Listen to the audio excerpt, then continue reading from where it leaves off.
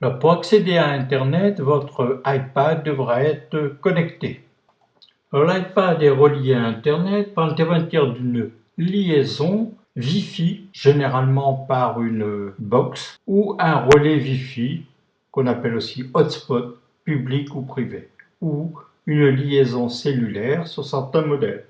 Mais cela nécessite une carte SIM et un abonnement data chez un fournisseur d'accès. Le choix de la connexion se fera à partir des réglages Wi-Fi ou données cellulaires. Safari est le navigateur standard fourni avec l'iPad par Apple. Il existe aussi en version Macintosh. Pour lancer l'application Safari, touchez son icône.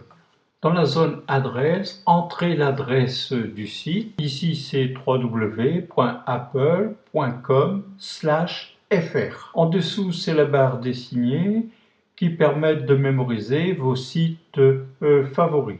Dans la zone recherche, c'est la possibilité de rechercher des sites par Google ou par d'autres. Dessous, vous avez les onglets qui vous permettent de naviguer facilement d'un site à un autre site.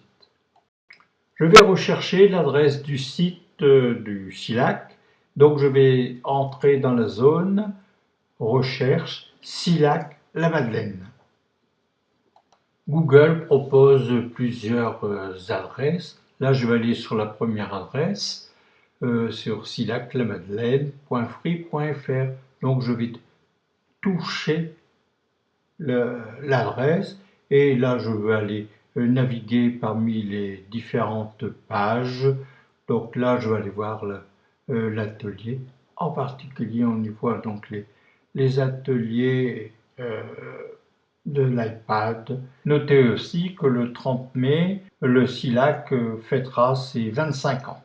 Nous voilà maintenant sur une autre page, www.cornil.com, et on peut agrandir l'affichage de la page avec les deux doigts. Donc on écarte les doigts et voici donc un zoom sur la page et donc on peut toucher à un lien pour nous emmener sur l'informatique, sur Mac, PC, iPad et Surface. Vous pouvez mémoriser les adresses de vos sites préférés dans ce qu'on appelle les signets. Pour accéder aux signets, touchez le bouton représentant le logo des signets, donc un genre de petit livre. Et voici donc les différents signets, décomposés en barre des signets, en menu signets et d'autres.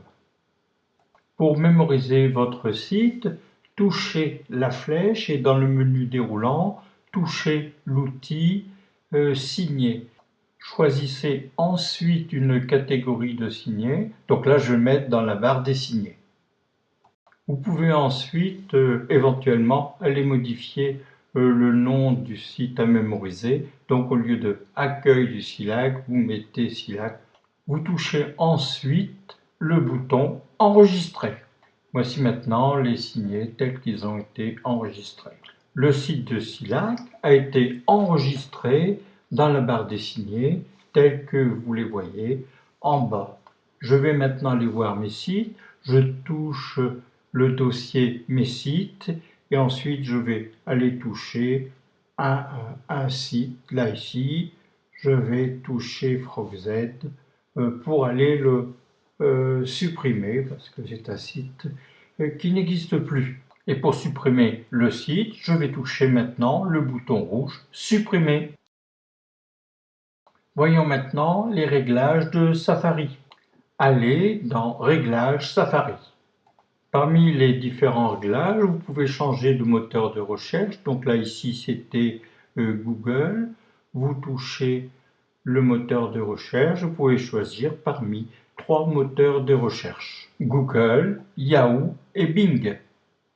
Voyons ensemble quelques applications sur Internet. Découvrons maintenant l'application Google Maps sous Safari. Ici, l'application Google Maps était déjà mémorisée dans un onglet.